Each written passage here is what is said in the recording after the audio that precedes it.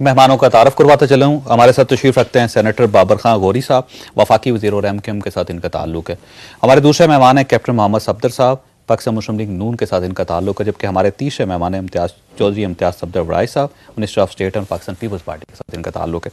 غوری صاحب, آپ کی جو جماعت ہے وہ عوامی جماعت ہے اور کہا جاتا ہے کہ گراس روٹ لیول سے اٹھ کر آئی ہے.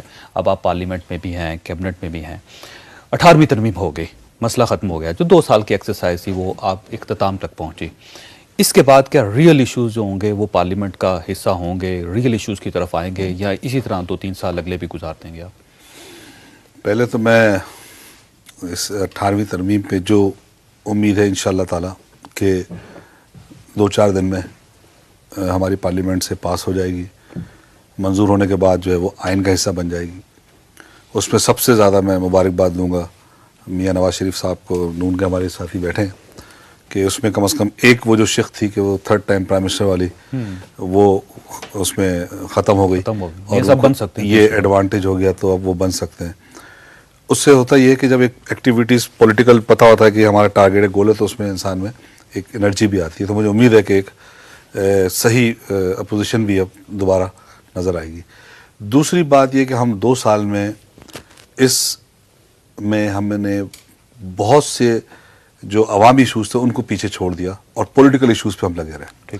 اور اس کے اندر ایک یہ بڑی چیز 18ویں ترمیم بھی تھی, جس کی جو ہے وہ میجر پولیٹیکل پارٹی, خاص طور پہ جو نون ہماری ہے, مسلم لیگ نون, جو ظاہر بڑی میجر پولیٹیکل پارٹی ہے, اس کی بھی یہی ڈیمانڈ تھی. اور اس کا اپنے خاص فوکس بھی یہ رہا کہ یہ جلد از جلد اس کو جو ہے منظور کرایا جائے. مختلف اوقات میں ڈیلے ہوتے گئے.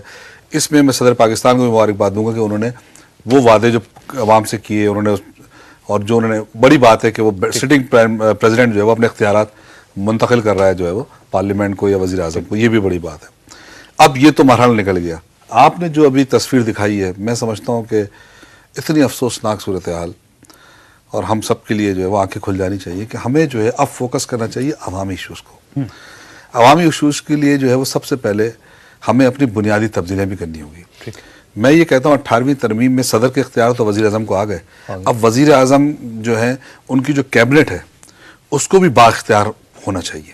کیبنٹ بااختیار نہیں؟ دیکھیں, کیبنٹ کے جو وزیر رولز آف بزنس کی بات کر رہا ہوں, یہ نہیں کر رہا کہ میں کہ وہ اس طرح بااختیار نہیں کہ کہیں اس کو رکاوٹیں کریٹ کی جا رہی ہوں, لیکن جو رولز ہیں ہمارے نہیں بااختیار ہیں کہ جو سپریم کورٹ کا جو فیصلہ ہوتا ہے اس پہ وہ درخواست لے کے دراز میں رکھتے ہیں. میری بات سنیں جائے, وہ یہ پولیٹیکل چیزیں میں ہٹ کے میں بات کر رہا ہوں کہ جو ڈے بائی ڈے ایشوز ہوتے ہیں. یہ کیبنٹ ممبر ایک بیٹھے ہوئے ہیں کہ جو فیڈرل منسٹر ہوتا ہے اس کا جو اس موجودہ رولز کے اندر اس کا کوئی اختیار نہیں ہوتا. مثال کے طور پہ 19 گریڈ تک کی جتنی ٹرانسفر پوسٹنگ ہوتی ہیں, اختیارات ہوتے ہیں, وہ پھر سیکرٹری کے پاس ہوتے ہیں, اور 19 سے اوپر جو ہے پرائم منسٹر کے پاس ہوتے ہیں. بورڈز کے پہلے اختیارات جو ہوتے تھے وہ فیڈرل منسٹر کے پاس ہوتے تھے, وہ بھی پرائم منسٹر کے پاس چلے گئے تھے. امید ہے وہ بھی چیزیں ریزالو ہو جائیں گی, اختیارات منتقل کی.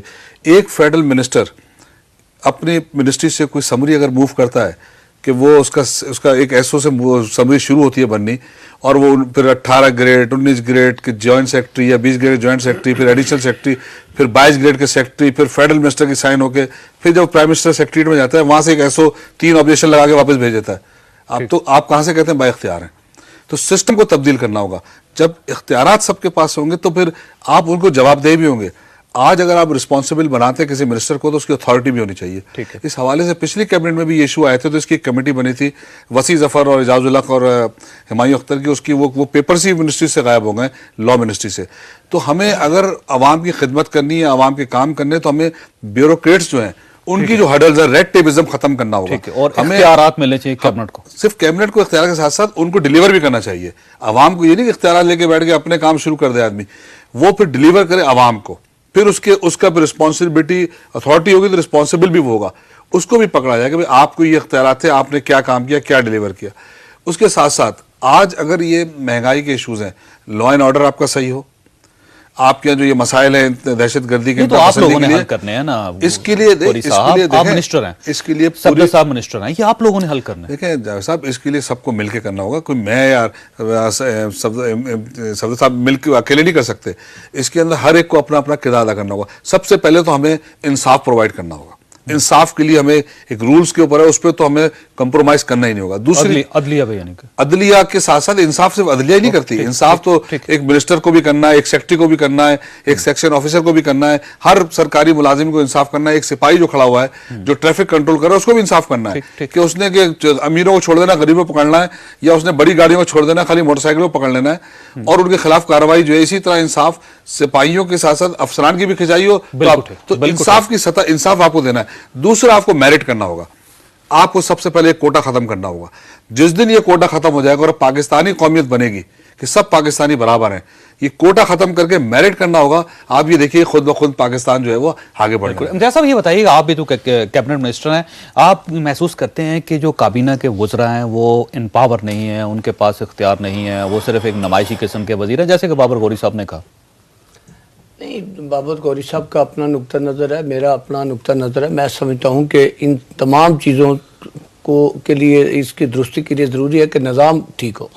جب نظام میں بنیادی خرابی ہوگی تو پھر یہ دیکھیں نا, آج جو ترمیم آ رہی ہے اس سے بنیادی نظام میں فرق آ جائے گا. جو سسٹم ہے وہ جو 93 کے کانسٹیٹیوشن میں ایک متفقہ سسٹم بھٹو صاحب نے بنایا تھا, اور اس کے مطابق قوم کو بڑی امید تھی کہ یہ چلے گا اور پاکستانی قوم جو ہے وہ ایک خوشحال قوم ہوگی اور ادارے مضبوط ہوں گے. اس میں عدلیہ کی اب ٹھیک ہو جائے گا, اب ٹھیک ہوگا, ادارے مضبوط ہو جائیں گے. بالکل. آپ دیکھیں نا 10 سال کیا ہوا, 10 سال ایک انڈیویجول نے اپنی ذات کو مضبوط کرنے کے لیے تمام اداروں کو تباہ کر دیا. کہیں ریفرنڈم سے وہ الیکٹ ہو جاتا تھا, کبھی ان یونیفارم آ جاتا تھا, تمام ادارے, کہیں بلوچستان میں اکبر بگٹی کو پر حملہ کر دیتا تھا, کبھی پارلیمنٹ کو غیر مذہب کہہ دیتا تھا. وہ تو اپنی ذات کے گرد گھوم رہا تھا. تو میں سمجھتا ہوں کہ یہی چیز جب تک کسی قوم کے ادارے مضبوط نہیں ہوں گے اس وقت تک وہ قوم ترقی نہیں کر سکتی. اور ترقی کا ثمر غریب, یہ جو غربت تھی, یہ جو غربت ہے, بے روزگاری ہے, جیسے آپ تصویر کا ذکر کر رہے ہیں, یہ ساری, یہ بھی دیکھیے آپ لوگ آزاد تھے, کم از کم اتنی تو آپ معاشرے کو ٹھیک کر سکتے ہیں, غربت ختم کر لیں, مہنگائی ختم کر لیں. آپ جب آپ کے ادارے ہی ٹھیک نہیں ہے, جن لوگوں نے کام کرنا ہے, جن لوگوں نے ڈیلیور کرنا ہے, جو ادارے کام کریں گے عوام کے لیے کوئی کرے گا, منسٹریز ہوں گی, جب ایک آدمی کی مضبوطی کے گرد سارا کچھ چلے گا, کوئی جواب دہی نہیں ہوگا. آج جنرل پرویز مشرف جو ہے وہ تو کسی الیکشن میں نہیں جائے گا. ہم لوگ الیکشن میں پھر عوام کے پاس جاتے ہیں اور جا کے کہتے ہیں کہ جناب اب حالات ٹھیک ہو جائیں گے, اب انشاءاللہ حالات ٹھیک ہوں گے. اور آپ دیکھیں یہ غربت جو ہے, یہ ساری چیزیں ایک رات میں, ایک دن میں, ایک ہفتے میں کبھی بھی نہیں ہوئی. تو کیسے ٹھیک ہوں گے؟ ٹھیک ہوں گی, شروع ہو گیا ہے. یار دیکھیں نا, یہ ترمیم آئی ہے, اس پہ آپ دیکھیں کہ ملک کے جو بڑے ایشوز تھے ان کو ٹچ کیا گیا. نہیں, اس سے لوڈ شیڈنگ ختم ہو جائے گی. لوڈ شیڈنگ کی طرف ایک اچھا قدم ہوگا. گورنمنٹ جو ہے زیادہ گورنمنٹ پہلے ہی اس پہ کر رہی ہے, اور 10 سال لوڈ شیڈنگ اس لیے ختم نہیں ہوئی کہ 10 سال کوئی جواب دہی نہیں تھا. اب جو ہے وہ سلسلہ شروع ہو گیا, اور کل بھی ایک پاور پلانٹ کا جو ہے لاڑکانہ میں آپ دیکھیں کہ وہاں افتتاح ہوا ہے. ایسی شروع ہے سارے پائپ لائن میں, اور انشاءاللہ یہ ختم ہوگا. ہم لوگ جواب دیں. نہیں وہ ٹھیک ہے. امتیاز صاحب آپ کا